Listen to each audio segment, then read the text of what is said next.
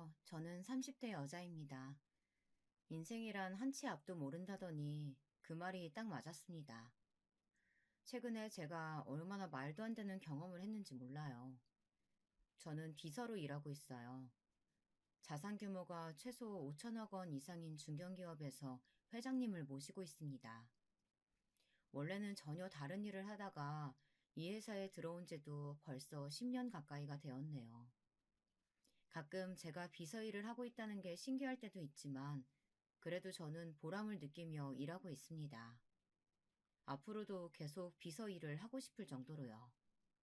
그런데 지금까지 일하면서 단 한 번도 느껴본 적 없었던 수치심을 느낄 정도로 힘든 사건이 최근에 있었어요. 오늘 바로 그 사건에 대해 이야기하려고 합니다. 저에게는 이제 만난 지 10개월 정도 된 남자친구가 있어요. 친구들과 여름 휴가 때 놀러 갔던 바닷가에서 남자친구를 처음 만났습니다. 부끄럽지만 흔한 말로 헌팅으로 만났어요. 남자친구는 처음부터 제게 적극적으로 다가왔어요. 휴가가 끝나고 나서도 제게 따로 연락이 와서는 자꾸 만나자고 하더라고요. 사실 저는 연애까지 할 생각은 없었습니다. 휴가지에서 서로 아무것도 모르는 상태로 만났으니 사실 좀 진지하게 만나지기는 꺼려지더라고요. 거기다가 남자친구가 저보다 4살이나 연하이기도 했고, 워낙 외모도 호감형이라 여자들에게 인기도 많을 것 같아 보였거든요. 주변 친구들은 잘생긴 애다가 연하면 더 좋지 뭘 고민하냐고 했지만, 사실 저는 진지한 연애를 하고 싶었어요. 결혼도 빨리 하고 싶었거든요. 그런데 저보다 연하에 인기도 많은 젊은 남자가 진지하게 연애할 생각이 있을까 싶어서 저는 연애를 시작하기 전부터 괜히 망설여지더라고요. 반면 남자친구는 굉장히 적극적이었어요. 처음 만났을 때부터 저와 결혼하게 될 것만 같은 운명을 느꼈다면서 저와 꼭 진지하게 만나보고 싶다더군요. 제 직업이 비서라는 얘기에 평소 정장 입은 여자가 이상형이었다면서 너무 멋있다고 만날 때마다 저를 추켜 세웠어요. 결국 저는 달콤한 말에 홀라당 넘어가고 말았습니다. 어느새 4살이나 어린 남자와 연인 사이가 되어버렸죠.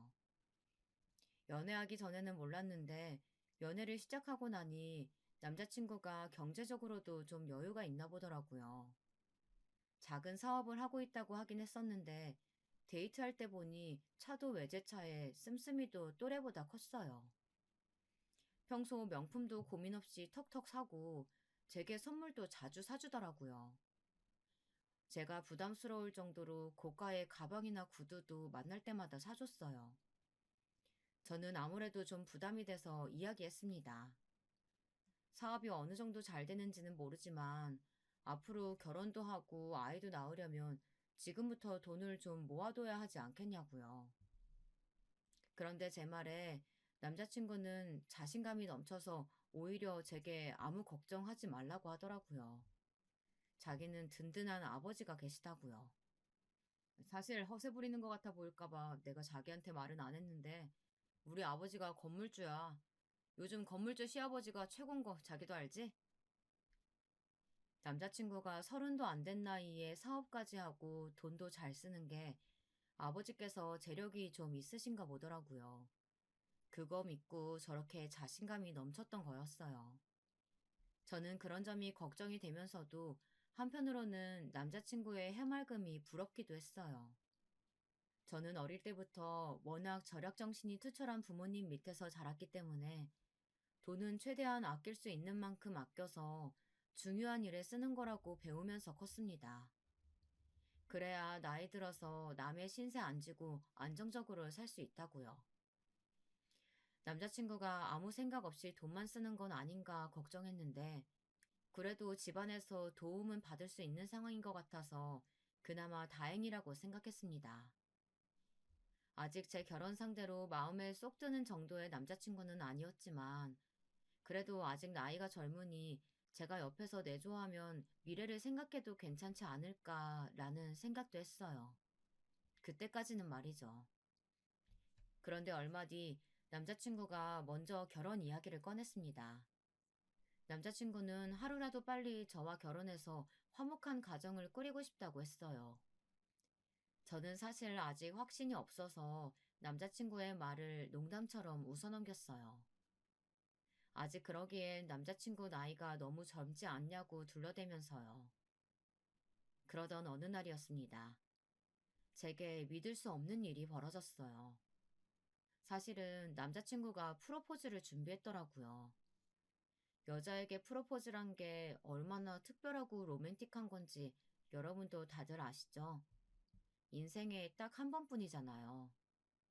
남자친구가 불러서 차에서 내려보니 친구들과 결혼해줄래? 라고 적힌 현수막을 들고 트렁크에 꽃다발에 반지까지 준비되어 있었습니다. 그 순간 저는 다이아몬드 반지에 눈이 멀어버렸어요. 그 순간 너무 황홀할 정도로 행복하더라고요. 거기다가 남자친구의 친구들까지 우르르 함께였으니 분위기에 휩쓸려 바로 그 자리에서 프로포즈를 승낙해버리고 말았습니다. 얼마 뒤 제가 남자친구에게 프로포즈 받았다는 이야기를 저희 언니에게만 살짝 했습니다. 언니는 제가 남자친구와 연애하는 동안 고민이 있을 때마다 상담해줬었거든요. 그러자 언니는 만난 지 얼마나 됐다고 벌써 결혼을 하냐며 조금 더 신중하게 생각하라고 했어요. 결혼이라는 게 급하게 해서 좋을 게 없다면서요. 사실 저희 언니가 얼마 전에 이혼했어요. 결혼 3년 만에 형부가 바람을 피운 걸 알게 됐거든요. 남자는 겉만 봐선 몰라. 적어도 1년은 넘게 만나봐야 하는 거야. 시부모님 되실 분들도 꼭 먼저 만나봐야 되는 거고. 너 언니 말 새겨들어. 결혼은 현실이다. 언니는 결혼에 굉장히 부정적이었습니다. 원래도 제게 결혼은 미친 짓이라고 절대 하지 말라고 매일 입버릇처럼 이야기했거든요. 몇 년씩 연애하고 결혼해도 절대 모르는 게 사람 속이라면서 제게 신중하게 생각하라고 당부했습니다. 언니 말을 듣다 보니 제가 너무 결혼에 대해 쉽게 생각했나 싶었어요. 그러던 중 남자친구가 자신의 어머님에게 여자친구가 있다고 결혼하고 싶다고 말씀드렸더니 남자친구의 어머니께서 여자친구가 어떤 사람인지 궁금하다고 한번 놀러 오라고 하셨다네요. 저는 벌써 남자친구의 부모님을 만나는 게 좀 어색했지만 그래도 이 기회에 예비 시부모님을 미리 만나보는 것도 좋을 것 같아서 그러겠다고 했습니다. 남자친구네 집은 제가 생각했던 것보다 훨씬 더 부자였어요. 집값 비싸기로 유명한 한남동에 2층짜리 전원주택이더라고요. 집 안에 들어갔더니 주방에서 일하시는 분들도 계셨어요. 그것도 한 분만이 아니라 적어도 세 분은 넘게 계신 것 같더라고요. 아, 엄마는 빨리 오라고 성하더니 또 어딜 나간 거야. 자기야, 그럼 우리 아버지한테 먼저 인사드리자. 아버지는 방에 계셔. 남자친구 어머니께서는 잠깐 외출하셨다가 들어오는 중이시라고 하더라고요. 저는 오히려 긴장이 좀 풀리는 것 같았어요. 사실 어른들을 만나뵐 생각에 티는 안 냈지만 많이 긴장했거든요. 남자친구는 아버지께 인사드리자고 하더니 저를 데리고 1층 가장 안쪽에 있는 방으로 데려갔습니다. 집이 넓고 고급스러운 게 정말 좋아 보이기는 하더군요. 노크하고 방문을 열고 들어갔을 때 남자친구 앞이라 티를 낼 수는 없었지만 사실 놀랐어요. 커다란 방 안에는 병실에서나 볼 법한 침대가 가운데에 떡하니 있었거든요. 그리고 연세가 많으신 할아버지께서 누워 계셨죠. 남자친구 말로는 분명 아버지께 인사드리러 가자고 했는데 언뜻 보아도 80세는 훌쩍 넘어 보이셨어요. 아직 30도 안 된 남자친구의 아버지가 어떻게 저렇게 연세가 많을 수 있을까 싶었죠. 그런데 곧바로 제 궁금증이 풀렸습니다. 침대에 누워 계신 분은 남자친구의 친아버지가 아니라네요. 놀랐지. 사실 우리 친아버지는 나 어릴 때 엄마랑 헤어지셨어. 그리고 몇 년 전에 새아버지랑 재혼하셨거든. 그런데 재혼하시고 얼마 안 돼서 새아버지가 루게릭병에 걸리셨다는 걸 알았어. 그랬구나. 난 전혀 몰랐네. 너무 힘들었겠다. 두 분 사이가 워낙 좋으셔서 그래도 다행이야. 엄마가 지극정성으로 돌보셔서 그런지 그래도 아버지 증상이 더디게 나타나고 있거든. 지금도 간단한 의사소통 정도는 돼. 아버지, 제 여자친구예요. 예쁘죠? 저는 남자친구가 마냥 철없는 부잣집 아들인 줄 알았는데 이런 사연이 있는 줄은 몰랐습니다. 저는 마음이 너무 안 좋았어요. 겉으로 보기엔 언제나 밝아 보였는데 어머니와 단둘이 얼마나 힘든 시간을 보냈을까 싶어 마음이 쓰였습니다. 아버님, 안녕하세요. 처음 인사드려요. 저 준우 씨 여자친구예요. 남자친구의 아버님은 저를 보고 웃으셨어요. 그러고는 작은 소리를 내며 반갑다고 하셨죠. 루게릭병 진단받은 지 꽤 오래되셔서 상태가 좋진 않았지만 그래도 혈색이나 표정은 굉장히 밝아 보이셨어요. 남자친구 말대로 어머님께서 열심히 간호하셔서 지금까지 잘 버티고 계신 것 같았습니다. 저는 다른 가족은 없는지 남자친구에게 물었어요. 그런데 남자친구의 아버지에게 따님이 한 분 계시다네요. 결혼하고 아이도 있어서 따로 살고 있고요. 누나라고는 부르는데 사실 남보다 못해. 누나는 나랑 엄마를 못 잡아먹어서 안달이거든. 어머님이 아버님 돌보시느라 고생하시는데 잘해드리지는 못할 망정 왜 못 잡아먹어서 안달이야? 두 분 다 나이가 많으신 상태로 만나서 재혼하신 거니까 우리 엄마가 아버지 돈만 보고 이 집에 들어왔다고 생각하거든. 남자친구 이야기만 들었을 때는 남자친구와 남자친구의 어머니가 너무 안 됐다는 생각만 들었어요. 새아버지와 함께 행복하게 사시려고 재혼하신 걸 텐데 아버지는 저렇게 침대에만 누워 계시고 딸은 혹여나 재산이라도 가로챌까 싶어 의심만 한다니 얼마나 속상하실까 싶어서요. 그때 집에 돌아오신 남자친구 어머님을 뵙자마자 저는 너무 놀랐습니다. 선입견 가질 필요는 없지만 그래도 제가 생각했던 어머니의 모습과는 너무 달랐거든요. 남자친구의 어머님이 어디를 다녀오신 줄은 몰라도 머리부터 발끝까지 온통 다 화려했어요. 어깨까지 오는 붉은 머리에 커다란 선글라스를 머리에 끼고 화려한 보석 목걸이와 귀걸이를 치렁치렁 하셨더라고요. 의상은 말할 것도 없이 화려함의 극치였죠. 그리고 가장 중요한 건 어머님께서 굉장히 젊어 보이셨다는 거예요.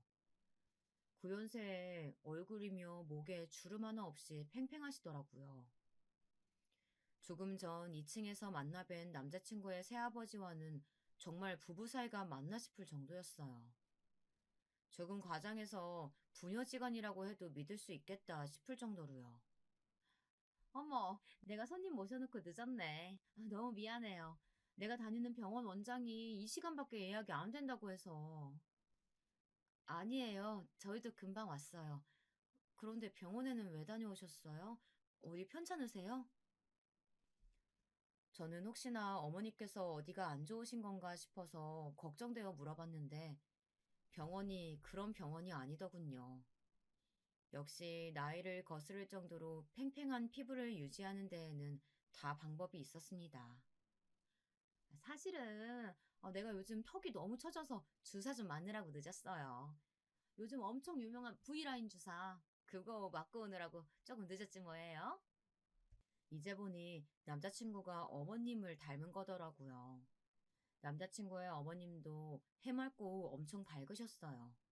애교도 많아 보이시더라고요. 저는 그때까지만 해도 남자친구 어머니께서 아버지를 돌보시느라 힘드셔서 본인을 꾸미고 가꾸는데 투자하시나 보다 생각했습니다. 그런데 이야기를 나누면 나눌수록 조금 혼란스러웠어요. 제가 생각했던 분이 아닌 것 같아서요. 아줌마, 집에 손님 왔는데 어쩜 아무것도 안 내놨어요? 도대체 뭐 뜨라는 거야?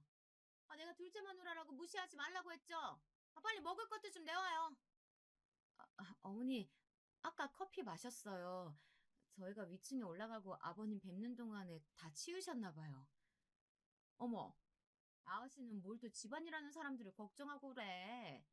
아, 비서라더니 남의 밑에서 일하는 사람들 보면 막 감정이입되고 그러나 보다. 동질감 느껴져서.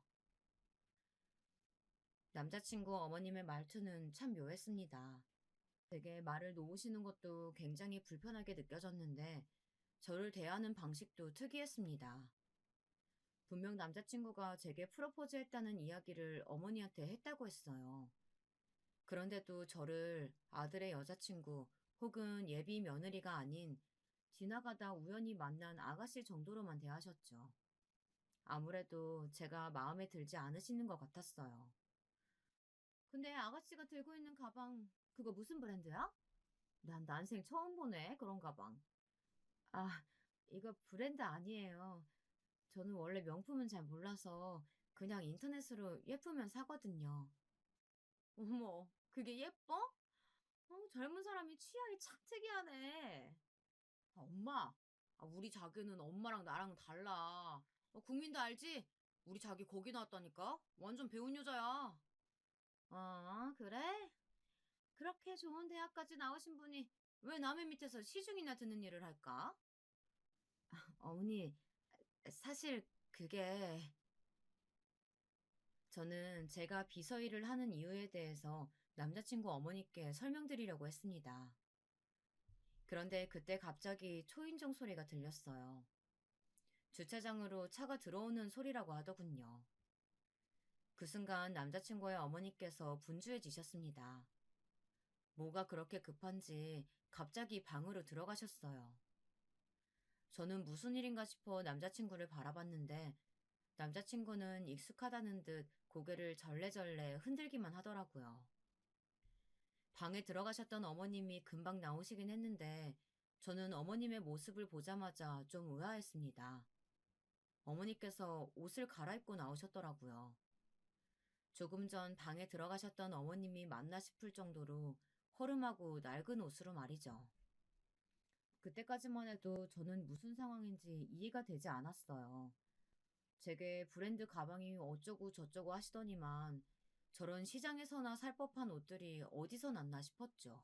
잠시 뒤 남자친구의 누님이 등장하고 나니 대충 어떤 상황인지 알겠더군요.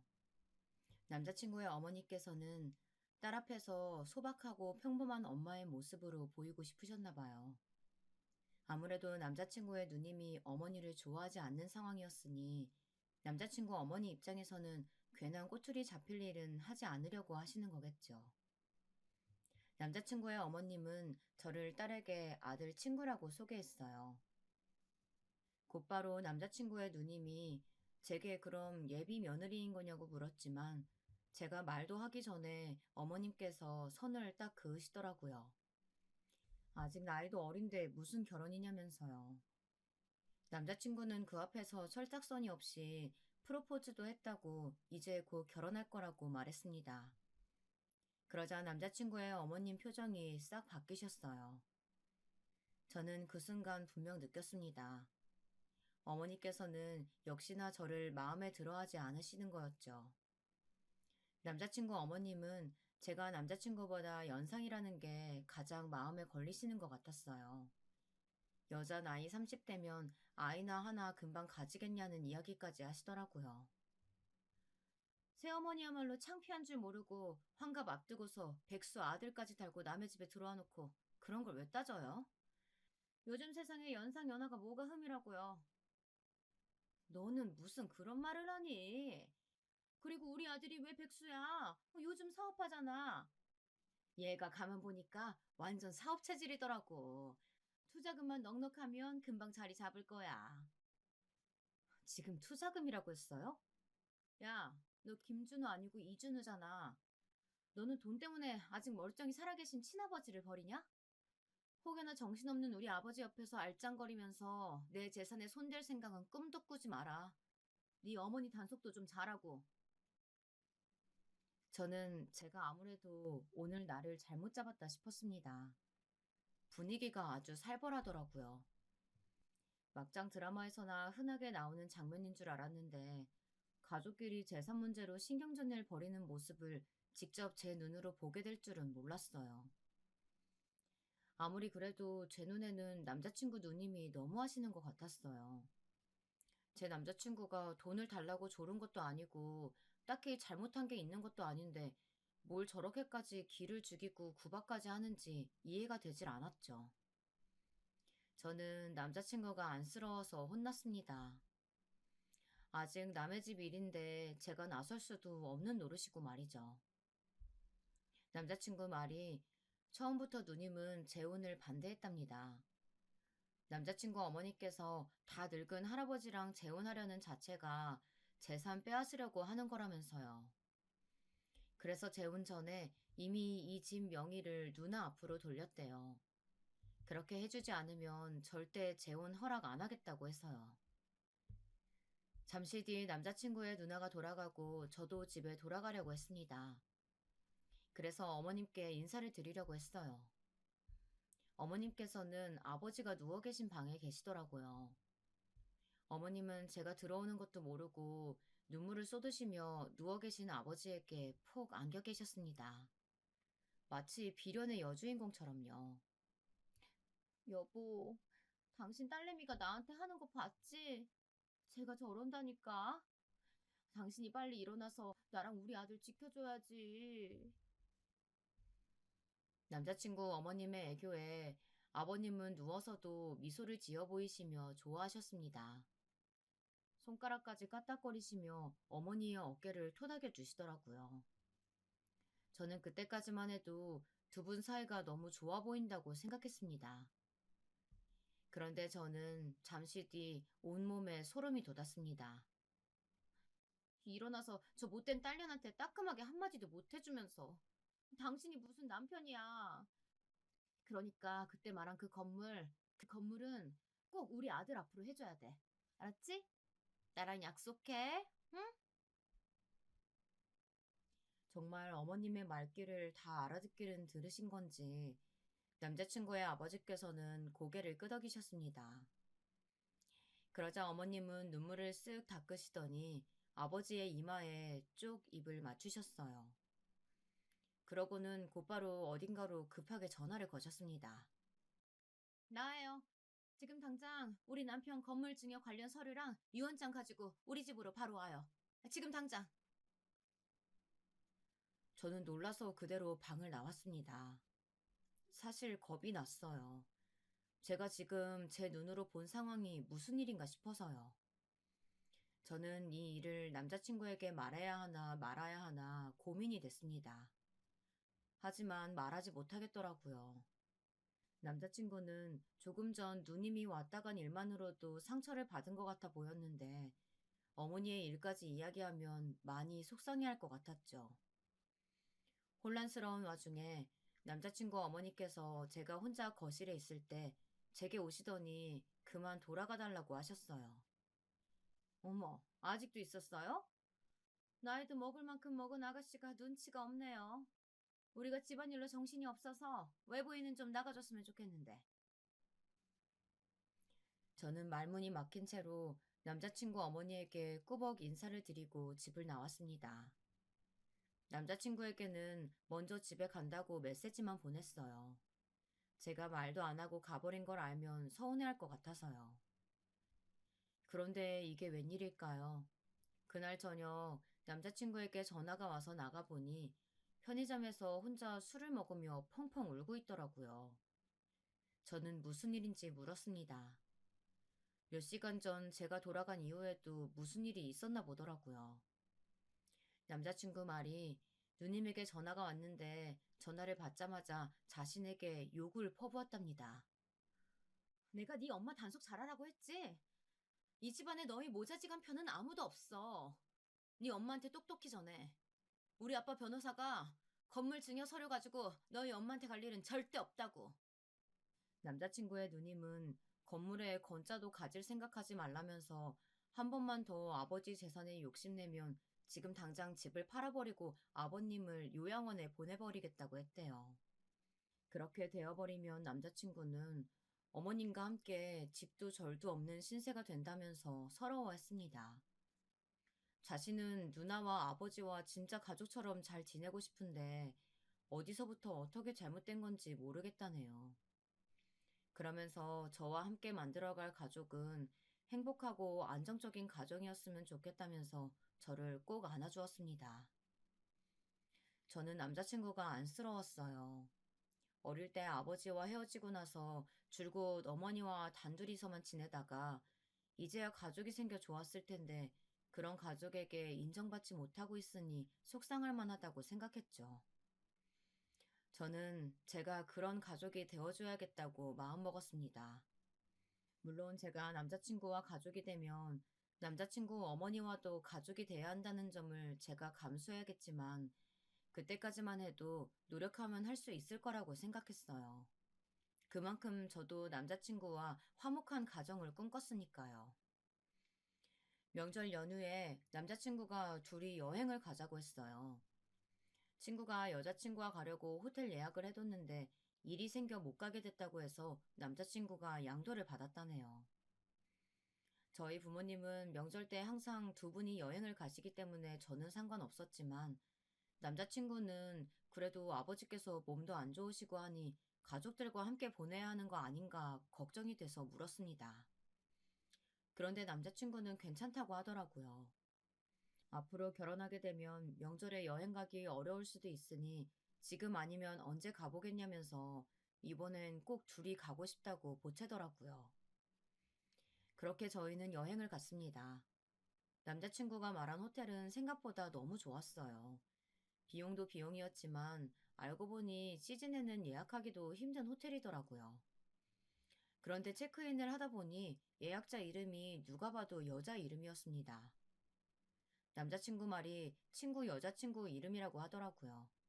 저는 그러려니 했습니다. 여행은 즐겁게 잘 다녀왔어요.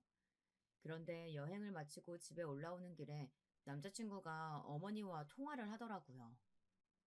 그런데 어머니께서 얼마나 소리를 지르시는지 목소리가 핸드폰 밖 제 귀에까지 다 들렸어요.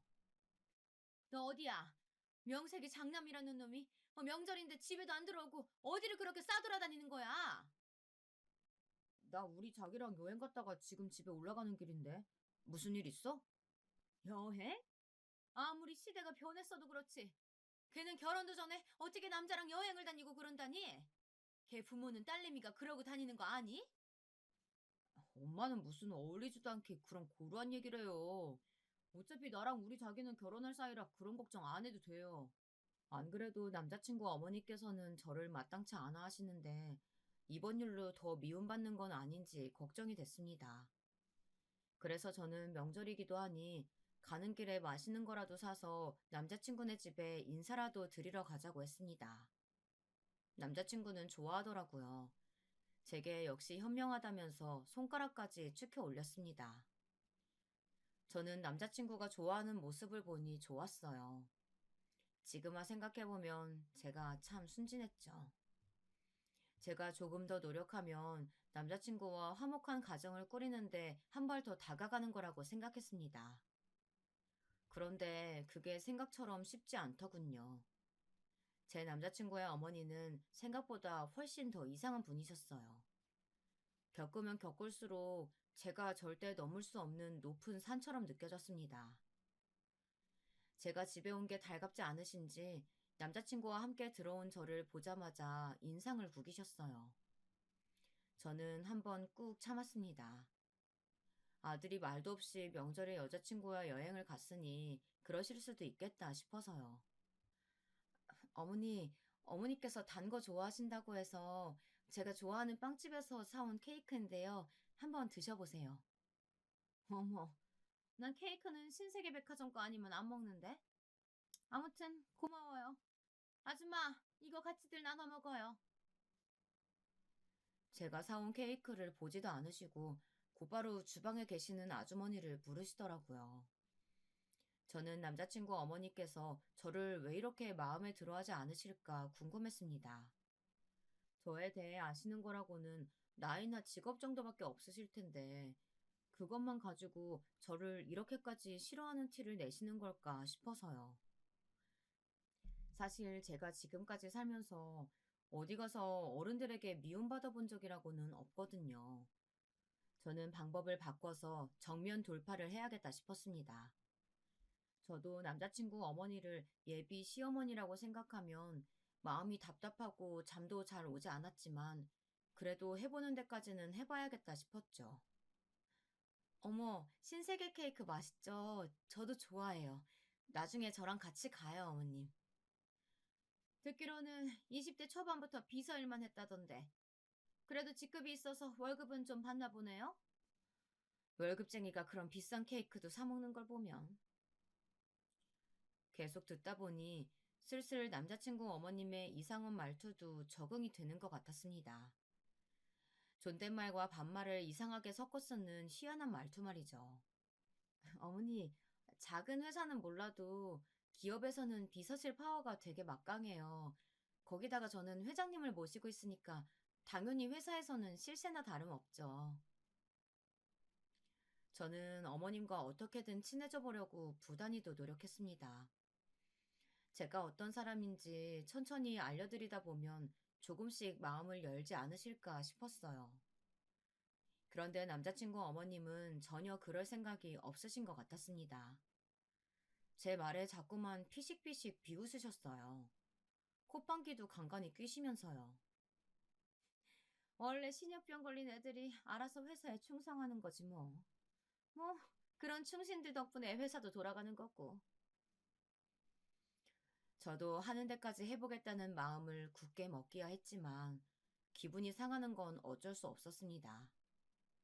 지켜보던 남자친구가 아무래도 안 되겠다 싶었는지 제 편을 들겠다고 제 말을 좀 거들었는데 그게 오히려 더 어머님의 심기를 건드리는 일이 되어버렸습니다.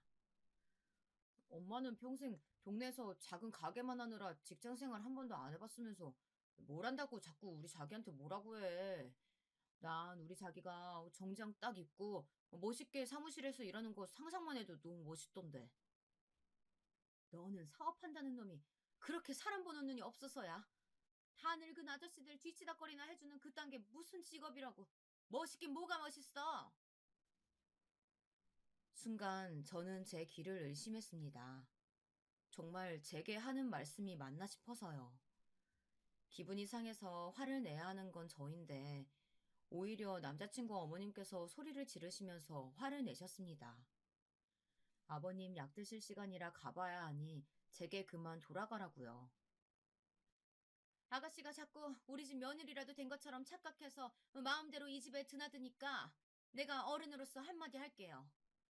나는 나이도 많고 평생 열심히 일만 한 아가씨 같은 며느리 볼 생각 없어요.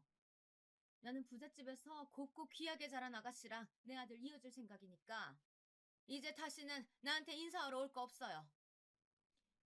어머니, 제가 그냥 나이만 먹은 게 아니에요. 저 그동안 일하면서 번 월급은 그대로 다 모아서 서울에 아파트도 있어요. 그것도 자가예요. 이 정도면 준우 씨에 비해 결혼 조건은 제가 훨씬 좋은 것 같은데요. 아, 그래, 엄마. 난 아직 엄마랑 아버지한테 얹혀 살잖아. 우리 자기 정도면 완벽하지. 그리고 왜 나랑 결혼할 사람은 엄마 마음대로 정해? 난 무조건 우리 자기랑 결혼할 거야. 남자친구의 말에도 어머님은 아랑곳하지 않았습니다. 저는 또 쫓기듯 남자친구의 집에서 나왔어요. 벌써 두 번째였죠. 이 집에서 천대를 당하는 거 말이죠. 저는 마음이 너무 상해서 집에 돌아가는 길 내내 한마디도 하지 않았습니다. 그런 저를 풀어주려고 남자친구는 이런저런 실없는 소리까지 해댔지만 전혀 위로가 되지 않았습니다. 남자친구 말이 어머님은 재혼하시기 전 동네에서 이런저런 장사를 전전하셨대요. 어떨 땐 순댓국도 팔다가 그러다 망하면 또 호프집을 하고 그러다가 새아버지를 만나셨대요.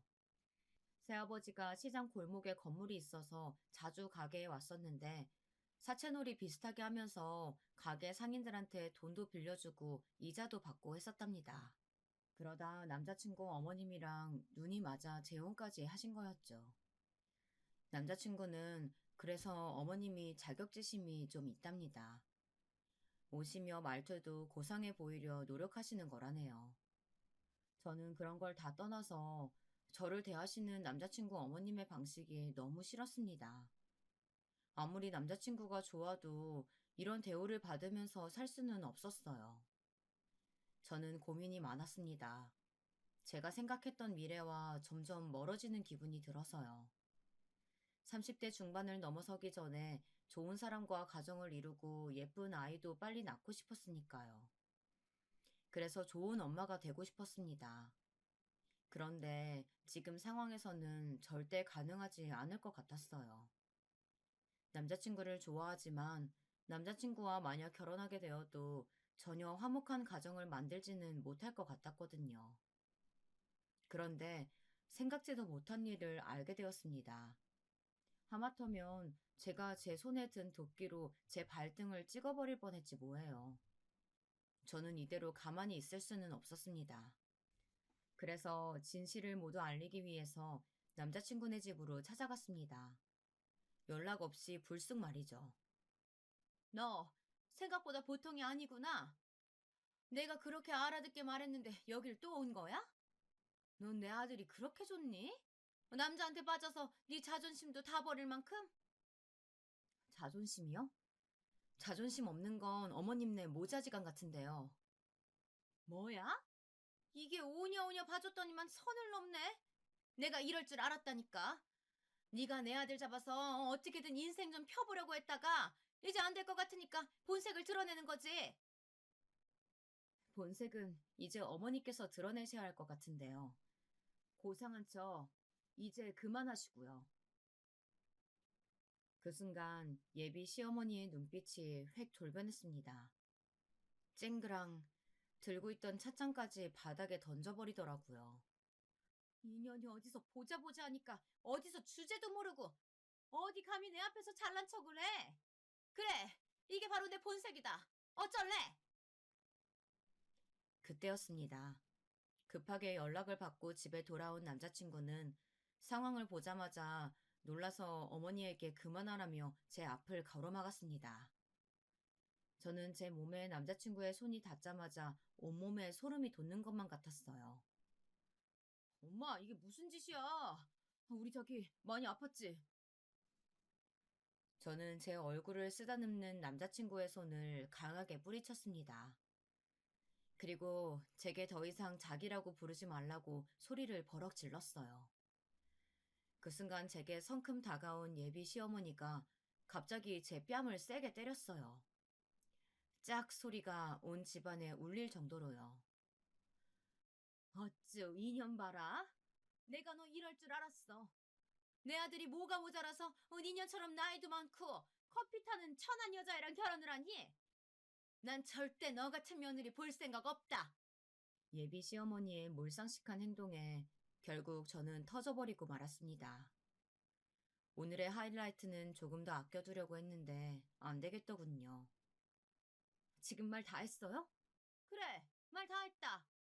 그러니까 말귀 다 알아들었으면 우리 집에서 그만 썩 꺼져. 너 같은 건 길거리에 나가면 널리고 널렸어. 원래도 제정신 아닌 집구석인 거야 알고 있었지만 이 정도일 줄은 몰랐네.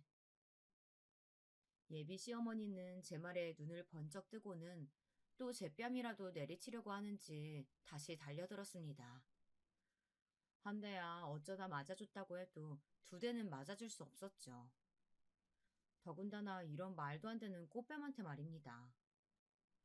저는 제 얼굴로 날아오는 예비 시어머니의 손을 낚아챘어요.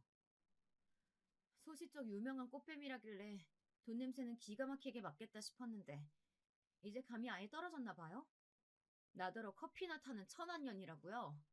웃기시네. 내가 모신다는 우리 회사 회장님이 바로 우리 친아빠예요.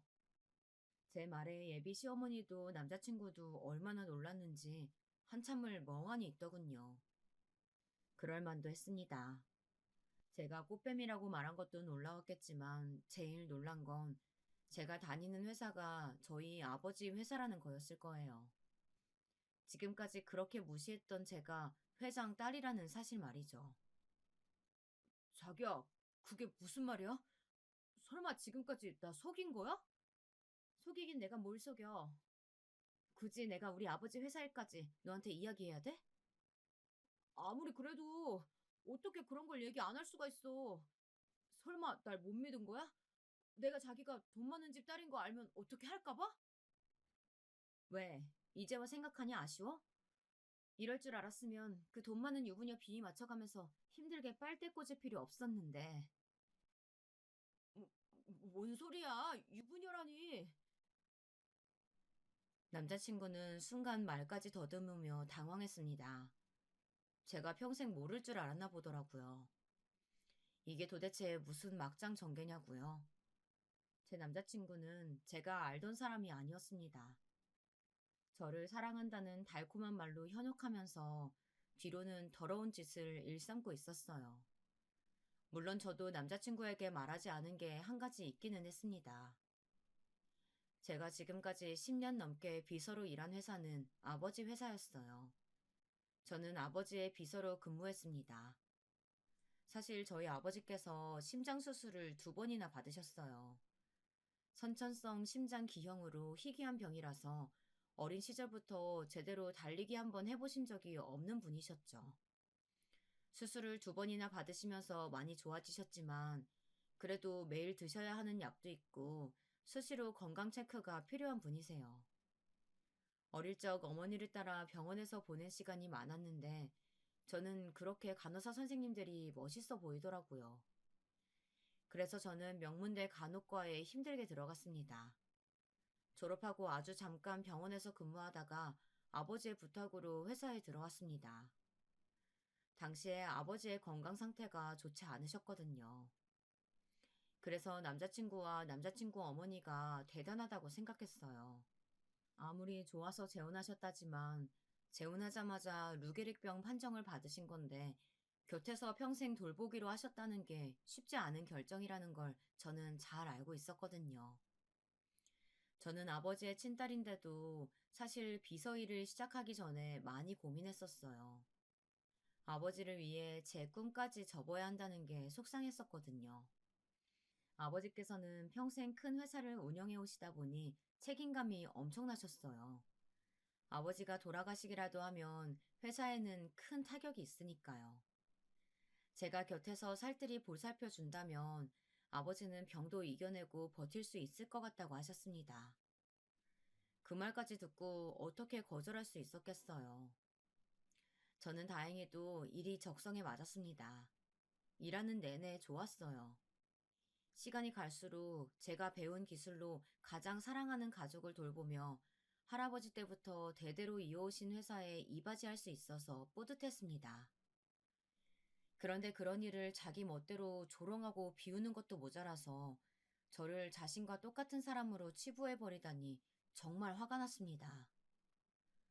사실 저도 남자친구에게 이야기할 생각이었어요. 아버지가 운영하는 회사에서 일하고 있다고요. 그런데 그맘때쯤 제 남자친구가 좀 이상하다고 느껴졌어요. 여행 다녀오고 난 지 얼마 되지 않았을 때였습니다. 남자친구가 잠깐 화장실에 간 사이 저는 차에서 남자친구를 기다리고 있었어요. 그런데 제 발 아래에 뭐가 있는지 자꾸만 걸리적거리더라고요. 저는 몸을 숙여 의자 아래를 확인했습니다. 조수석 아래에 웬 여자 립스틱이 떨어져 있더군요. 분명 제 거는 아니었어요. 굉장히 비싼 브랜드의 립스틱이었거든요. 그리고 결정적으로 그 립스틱에는 이름이 각인되어 있었어요. 바로 호텔에서 보았던 예약자 이름과 같았습니다. 저는 모르는 척 그 립스틱에 대해 며칠 뒤 남자친구에게 물었어요. 그냥 조수석 바닥에 떨어져 있길래 조수석 앞 서랍에 넣어뒀다고요. 그런데 남자친구는 아무렇지 않게 어머니 거라고 하더군요. 너무 자연스럽게 말하길래 하마터면 저도 깜빡 속을 뻔했습니다. 당연히 그 이름은 어머니의 이름이 아니었죠. 저는 그날 이후 남자친구와 만나는 동안 내내 남자친구를 의심하지 않을 수가 없었습니다. 거짓말을 한다는 건 제게 숨기는 게 분명 있다는 거니까요. 분명 확인해 봐야 한다고 생각했습니다. 저는 남자친구와 결혼까지 생각했으니까요. 저는 남자친구의 핸드폰을 몰래 훔쳐봤습니다. 그러면 안 되는 건 저도 잘 알지만 이건 제 인생이 달린 문제였으니까요. 남자친구의 핸드폰에서 제가 립스틱에서 봤던 이름과 호텔 예약자였던 여자의 이름을 찾았습니다. 저는 여자 연락처만 알아낼 생각이었어요. 그런데 남자친구는 참 허술하더군요. 그 여자와 셀 수도 없이 많은 연락을 주고받은 내용이 고스란히 남아 있었어요. 5천, 딱 5천만 구해주면 된다니까? 누나, 나 못 믿어? 이거 다 사업 자금이잖아. 우리 사업 잘해보려고. 남편이 자꾸 의심해. 5천이면 모를 리가 없잖아. 우선 1,000만 원만 먼저 보내고 나머지는 상황 보고 연락할게. 사랑해. 저는 메시지 내용을 확인한 순간 눈물이 왈칵 나올 정도로 너무 힘들었습니다. 제가 왜 지금까지 몰랐을까요? 이렇게 대놓고 그 여자와 매일 통화를 하고 메시지를 주고받고 있었는데 말이죠. 남자친구는 내연녀에게 계속해서 돈을 달라고 요구하고 있었어요. 명목은 항상 사업 자금이라고 했지만 다 생활비로 쓴 것 같았어요. 제가 바보였습니다. 남자친구 말을 고지고대로 믿었어요. 사업도 잘 되고 있고 새아버지께서 생활비도 넉넉히 주신다고 하니 당연히 그런 줄 알고 깜빡 속고 있었어요. 알고 보니 남자친구는 돈 많은 유부녀에게 저와의 데이트 비용까지 받고 있었던 거죠.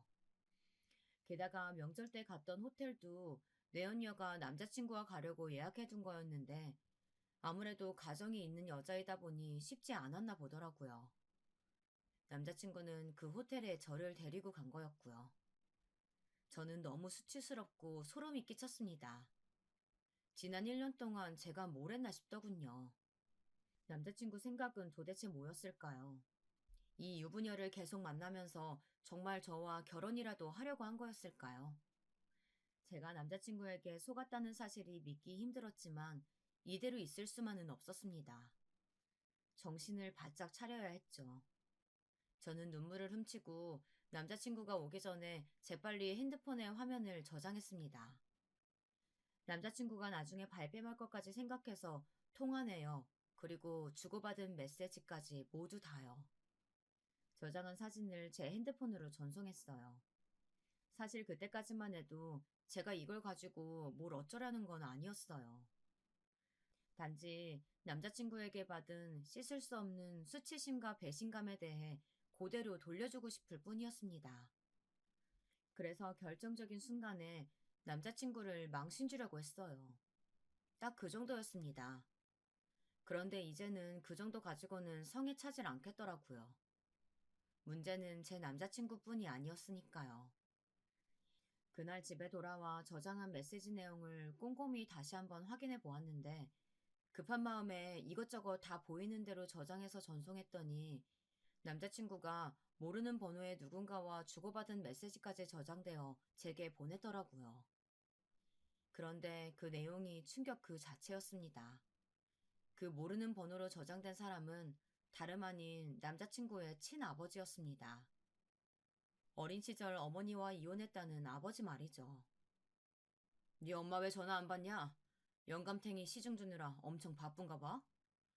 이번 달 생활비 안 들어왔던데 아직도 그 영감탱이 딸내미가 돈 줄 막고 있는 거야? 좀 기다려. 나랑 엄마도 미치겠어. 재수없는 누님께서 중간에서 아주 짜증나게 한다니까. 우선 네 돈이라도 좀 보내봐. 돈이 있어야 아버지도 뭘 할 거 아니야. 나도 돈 없어서 요즘 데이트 비용까지 그 유부녀한테 알랑방에 끼면서 받은 돈으로 한다니까. 그러니까 아버지, 조금만 기다려. 엄마가 조금만 더 작업하면 영감탱이가 건물 넘겨줄 것 같다고 했어. 그러게, 가난한 여자랑 연애를 뭐하러 하냐? 돈 많은 물주나 하나 잡아서 빨리 장가 나가라니까. 남자친구네 집안은 몽땅 다 사기꾼 집안이었습니다. 남자친구네 가족은 몽땅 다 사기꾼 집안이었습니다. 남자친구가 부모님 두 분을 아주 그대로 빼다 박았더군요. 제가 지금까지 본 남자친구는 아주 앞뒤가 철저하게 다른 인간이었어요. 남자친구에게 내연녀가 있다는 것도 놀라운데 어머니와 아버지가 형식상 이혼만 하고 연락까지 하고 지낸다는 건 더 기가 막힐 노릇이었죠. 그걸 가지고 제 앞에서 구구절절 불쌍한 척 한 것까지도 너무 가증스럽더라고요. 저도 처음엔 그냥 똥 밟았다 생각하고 헤어지려고도 했습니다. 그런데 남자친구네 집에 갔을 때 배웠던 남자친구 아버지의 얼굴이 아른거렸어요. 그래서 저는 좋은 일 한다 생각하기로 했습니다. 저야 미리 알았으니 다행이었지만 혹여나 그 꽃뱀 모자 때문에 다른 피해자가 생기는 꼴은 못 보겠더군요. 생각보다 일은 간단했습니다. 제 핸드폰에 저장된 사진과 메시지 내용을 모두 남자친구의 누나에게 보냈습니다. 그 연락 한 방에 모든 게 해결되더군요. 이제 바로 제가 준비한 이벤트를 보여줄 시간이었습니다. 아직도 제가 회장 딸이라는 사실에 놀라서 정신 못 차리고 있는 남자친구와 남자친구 어머니 앞에 드디어 남자친구 누님이 나타나셨습니다. 남자친구의 누님은 성큼성큼 다가가 어머니 얼굴에 웬 봉투를 던졌습니다. 누나, 이게 뭐 하는 짓이야? 우리 엄마가 얼마나 고생하는데 어디서 뭘 듣고 이래? 누나? 이 꽃뱀 아들 새끼 주제에 어디서 소름 끼치게 나더러 누나래? 그래, 하긴 네 말대로 고생은 고생이었겠더라. 두 집 살림하느라 아주 정신 없었겠어. 남자친구는 누나가 던진 봉투를 열어 안에 든 내용을 확인했습니다. 사진이 우수수 떨어졌어요. 남자친구의 누님은 제가 보낸 메시지 내용을 보고 바로 어머니 뒤에 사람을 붙였더라고요. 어머님께서 이혼한 남편과 밥도 먹고 드라이브 하는 사진이 많이도 찍혔더라고요. 이 사진이 뭐? 이혼했어도 자식이 있는데 만나서 밥도 먹고 드라이브도 할 수 있지. 내가 뭐 죄졌어? 어머님은 오히려 적반하장으로 나왔어요. 단순히 이야기할 일이 있어서 만난 거라고 우기시더라고요. 그런데 그때 결정적인 사진 한 장을 남자친구 누나가 어머니의 얼굴에 던졌습니다. 요즘은 이혼한 부부끼리도 모텔도 가고 그러나 봐? 저도 일이 이 지경까지 될 줄은 몰랐는데 정말 가관이더군요. 아무리 세상이 막장이고 돈이면 뭐든 하는 인간들이 판치는 세상이라도 선은 언제나 승리하는 게 맞았어요. 그 순간 남자친구의 아버님 담당 변호사께서 아버님이 타신 휠체어를 밀고 거실로 나오셨어요. 갑작스러운 아버님의 등장에 다들 놀란 눈치였죠.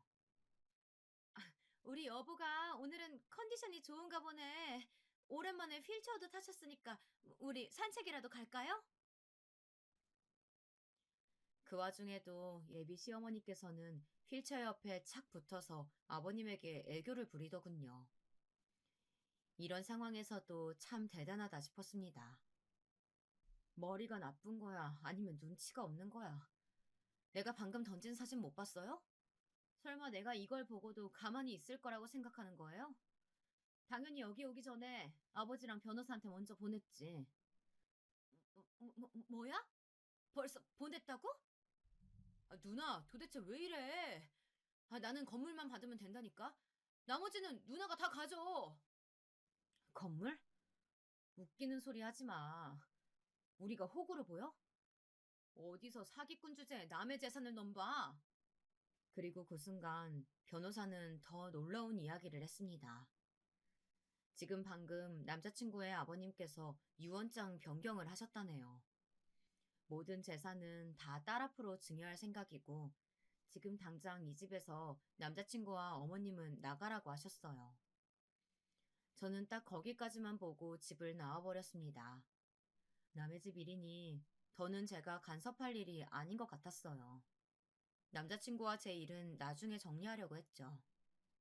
그런데 그때였습니다. 글쎄, 남자친구와 남자친구 어머님이 집에서 달려나오더니 저를 쫓아오더라고요. 자기야, 어디가? 나랑 같이 가야지. 어머, 아가야, 너도 참 성격이 급하구나. 우리 그때 신세계 가서 케이크 같이 먹기로 했었잖아. 우리 지금 가서 너희 결혼에 대해서 좀 자세히 얘기 좀 나눌까? 와, 저는 어이가 없어서 웃음이 절로 나왔습니다. 이렇게 태세 전환이 빠른 꽃뱀 모자는 어디에도 없을 거예요. 이 집에서 쫓겨났으니 이제 어떻게든 저에게라도 붙어보려고 했나 봅니다. 자기야, 자기도 알잖아. 난 자기가 가난한 줄 알고도 사랑했어. 그래서 돈 많은 여자들 다 버리고 자기랑 결혼하려고 한 거라니까? 나 진심으로 자기 사랑해. 그러니까 제발, 나 용서해주고 받아주라. 내가 자기한테 정말 잘할게. 이걸 어쩌나? 상황이 아직 끝이 아닌데. 어머, 저기 이제야 오시네. 여기, 여기에요. 제가 남자친구에게 준비한 마지막 복수가 이제야 도착했더군요. 지금 씩씩거리며 다가오는 남자는 바로 남자친구가 만나던 그 호구 내연녀의 남편이었습니다. 저는 호구 내연녀의 SNS를 찾아 그 여자의 남편에게 따로 연락을 했어요. 아내의 불륜 사실을 전하고 불륜 상대인 남자친구의 집 주소를 알려주면서 이 집에 오면 그 불륜남이 있을 거라고 알려줬어요.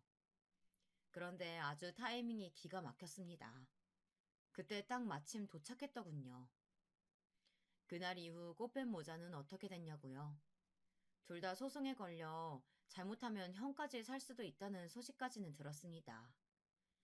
알고 보니 그 유부녀가 남편의 회사 돈까지 손을 대 남자친구 사업 자금을 대줬더라고요. 그래서 그 유부녀와 남자친구는 횡령 혐의로 소송 중이었고 남자친구 어머님은 혼인 빙자 사기로 소송 중이라네요. 제 이런 막장 이야기를 혹여나 저희 부모님이 아시면 걱정하실까봐 누구에게도 말하지 않았지만 유일하게 제 사정을 다 알고 있는 언니는 제게 괜찮냐고 걱정했습니다. 하지만 사실 저는 생각보다 괜찮았습니다. 참 거지 같은 일에 휘말려 하마터면 인생 망할 뻔했지만 그래도 미리 알게 돼서 그 꽃뱀 모자와 인연을 끊었으니 말입니다. 자칫 잘못했으면 사기꾼인 줄도 모르고 결혼까지 했을지도 모르니 말이죠.